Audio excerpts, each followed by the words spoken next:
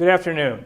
Sorry I couldn't be with you, but I'm actually going to be on vacation, but I certainly wanted to get in front of you and describe a little bit about what we're working on in the K-12 subcommittee and kind of set up some of the research that's going to be presented to you today, which I think is going to lead us to recommendations which are going to result in actionable strategies for overcoming the problem that we see as, certainly a big systemic problem that we have here on talent, on acquiring talent that we need by 2025. So first I want to just rehash a little bit about how we look at the K-12 system and how we see that as a systemic problem for all of the employers. If you remember, we did this data, looked at this data on high school graduates and what they were capable of doing, and it would have been the 2012, I believe, graduating class. And it was measuring them from the start of the sixth grade. In the sixth grade, they entered school. 19% of the kids did not complete high school. 26% of the kids completed high school and were able to do college work, probably went on to college. I think the scariest statistic there is 55% of our graduates who had a high school diploma were not able to do high school work. And unfortunately, that's where most of our workforce is going to come from. So that's the reason we started focusing on, okay, what's wrong with this system? We're spending a lot of money on K-12 education. How are we going to get better results? So our committee, when we were working on this, we've done a lot of what I would call very research-based activities. A lot of this stuff I don't think has ever been done before. Certainly it hasn't been done in West Michigan when we've looked at education, but I'm not sure it's been done anywhere else in the US. But we've used a lot of techniques that we use in our manufacturing world. One of them is 5 whys, where you keep going to keep trying to peel the layers of the onion, where you keep asking the question why. Why is this a problem? Then you come up with an answer, and why is that? And you just keep going down until you get to the problem. The other exercise we used was is not, where you take a look at successful programs where they're having great results, let's say with at-risk kids. This would be an example. This is what the work done by the Reading Now Network. And take a look at the findings in the schools that are doing really well and the schools that aren't doing well, and make sure that anything being done in the schools that are doing really well and not done in the others is clearly a finding, but also stuff that is not being done, that is being done in the bad programs needs to be looked at too, because obviously you don't want to be doing some of that stuff. My hope through this video is to summarize what our research is pointing to and provide some context to what is going to be presented today. And I'm hopeful that shortly we'll be able to recommend system changes that we think can have a big impact on all of our future talent. So what we're going to present today is psychographic data, and what it does is it follows a number of families around and tries to develop a story or a picture of what's going on in those homes, and these are the homes of our future talent, for our workforces. The first point I'd like to make about all of this data is this whole concept of adult literacy, which I think is a huge issue, and I think we have a number of statistics that kind of point to this as maybe one of our root causes of a problem that we need to try to attack. So I want to first review some statistics around, I think, things that point to adult literacy as an issue. One of the first things I looked at was actually something we've done with our own workforce. In the 1990s, we were having trouble with new equipment we were bringing in. Most of it was German or Japanese equipment, and then the manuals for the equipment would be translated English. So they weren't written at an English level it was technical, and it was obviously written at a relatively high level. They said 13+ grade level. And our employees would have difficulty with those manuals. So we basically said, okay, well, let's figure out where our reading and math level is of our employees. We tested our entire workforce, and we found that the employees were at a 5th grade reading level, and the 3rd grade, even worse, math level. And I think what this points to is this isn't a new problem. It's obviously been a problem that's been in the skilled and maybe the technical workforce, and maybe in that time, maybe that's the reason a lot of those, they might have had trouble with reading, so they didn't go on to college, but yet still very smart, capable people. Another statistic that's interesting is 53% of the adults that are on government assistance in our state are functionally illiterate. So what functionally illiterate means, I can write my name, I can probably fill out an application barely, and I'm sure we've all seen those applications, but I couldn't read a basic work instruction and perform the work, so I have to be shown. And so when you look at us bringing this untapped potential that's people living in poverty today, and how we bring that group of people up and provide them an opportunity, literacy is a big part of that issue. Another statistic that's very disturbing for our upcoming population, and maybe this is just the canary in the coal mine for us, but 69% of Michigan's 4th graders are not proficient in reading as measured in the beginning of the 4th grade. And so they basically take this test called the NAEP, National Assessment of Educational Progress, and they're not able to perform basic 3rd grade reading. Another disturbing statistics when we look at how we're preparing teachers is some of our large teaching colleges, the pass rate on a state-mandated teacher certification test in some of our large educational schools is right around 20%. So the teachers that we're preparing are not capable of doing even a basic teacher certification test. Now, they're not going to become certified, but it still shows that even kids in college are struggling with, I think, literacy. Another problem that we have when we look at the preparation of of our teachers that we're putting in our schools is we only require for an elementary endorsement 2 reading classes. And when you think about what we do in early elementary, certainly K through 3, it's basic math and basically reading. And of the 40 classes that a college student has to take, only 2 of the classes are on reading for a K through 5.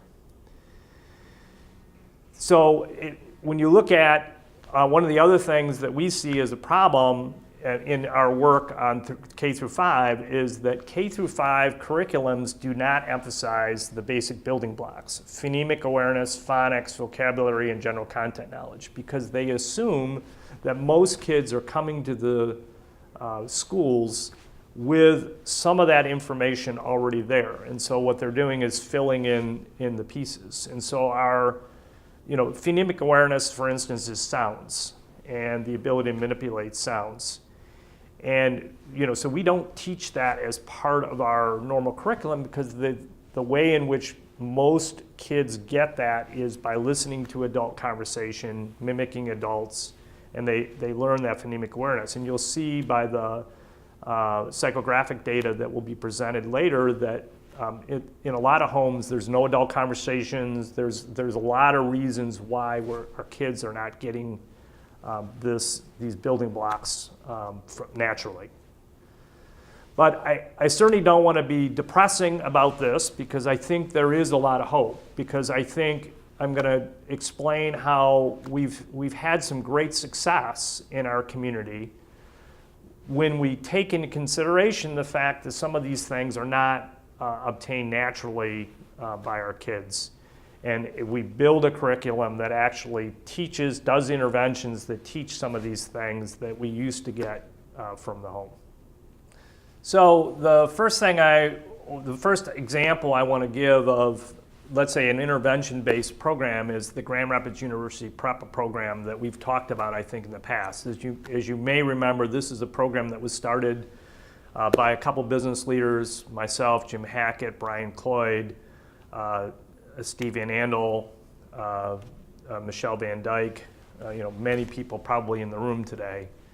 And the purpose of the program was to figure out whether there was an approach that was being used in Detroit and whether we could bring that program over to help at-risk kids succeed and go on to college.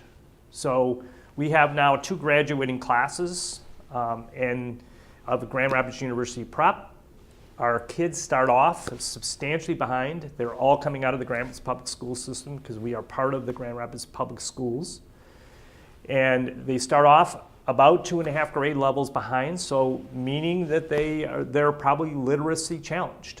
And by the end of the time, the 2 graduating class, we've had, I think it was 91% the first year graduated, 93% the second year graduated that started in the 6th grade, and on time. Some of those kids still graduated, but graduated a little later. But of the 91 and 93% that graduated, 100% of those kids went on to college. So we have a large at-risk population, it's 95%, and certainly in the traditional system, they would not be going to college. And so far, most of those kids are having great college successes as well. So we've gotten them through interventions. It's not a question of the intelligence or the capability of those kids there. When they have the basic building blocks and we intervene in their educational process in order to get them the information that they need, they can achieve just like any other child. So we have great success with that. The other program that we'd like to talk about, I'd like to talk about a little bit today, is the 3rd grade reading program. This is I worked with the governor on coming up with some recommendations on how we could solve the 3rd grade reading problem, because the governor was very concerned about the 69% that were not proficient. And what policy changes could we make to reading, the way in which we conduct reading education, in order to have a better effect with our children in Michigan. So the 2 things that we identified were, A, that the curriculum had to be about the basic building blocks, so phonemic awareness, phonics, general vocabulary, and general content knowledge, and just building to fluency and comprehension. And we have to assume nothing. So the curriculum today assumes that certain of these skills are already obtained by the child. This program assumes nothing. And so what we need to do is understand what the child knows, what they don't know through diagnostic instruments, and then do targeted, individualized interventions to help each of those children achieve success. So we've had great success with that program. We ran a summer program which was 5 weeks in length in the 3 worst schools in the Grand Rapids Public School System. The reading proficiency was less than 20% on the state standard, which is well above the national standard. I mean, that it tends to show numbers well above the national standard. And we took kids from the 10th percent to the 40th percent, so they were all behind at least a grade level in reading proficiency, and for their grades. We took all of those kids. We had 144 in the program from those 3 elementary schools, provided teacher training to the teachers that were going back into those schools in September, that gave them how to use the diagnostic instruments and how to do those individualized interventions. Of the 145 kids roughly, 67% of them showed substantial progress. Every child showed progress, but 67%, over 2/3, showed substantial progress in the reading building blocks that they were in effect learning based on their appropriate grade level. So we think if we basically redo the curriculum a little bit to recognize that they have to have all of these building blocks in order to be successful at reading, and these kids are capable of learning it and grabbing a hold of it and excelling just like any of our other children. So next we're going to look at the psychographic data, which I think is very unique in terms of the way in which this was done, and obviously this is, we really appreciate the help of the families that allowed us into their homes in order to be able to look at what's going on there. I think one of the things we have to do is we have to make sure we don't get hung up on any of the values issues that this might suggest, because I think the first thing and the most important thing we need to do is make sure that we're doing the best for our children wherever they're at today, to make sure that they're going to be part of a successful economy and able to get jobs and et cetera. And if we don't change the curriculum recognizing that this is where they're at today, we won't necessarily have the success I think we need to get the talent we need by 2025. So the other thing I think to point out is that, and hopefully they'll emphasize this a little bit, but when we look at middle class and higher income groups, they actually have a slightly different problem. So there might be some adult conversations, but I don't know that they're robust adult conversations, because what we're doing is we're just too busy. And so we're basically carting kids from activity to activity, and we have their lives filled with all of this extracurricular stuff. And we're not ever sitting down at dinner and having, those adult conversations that they need in order to get those basic building blocks.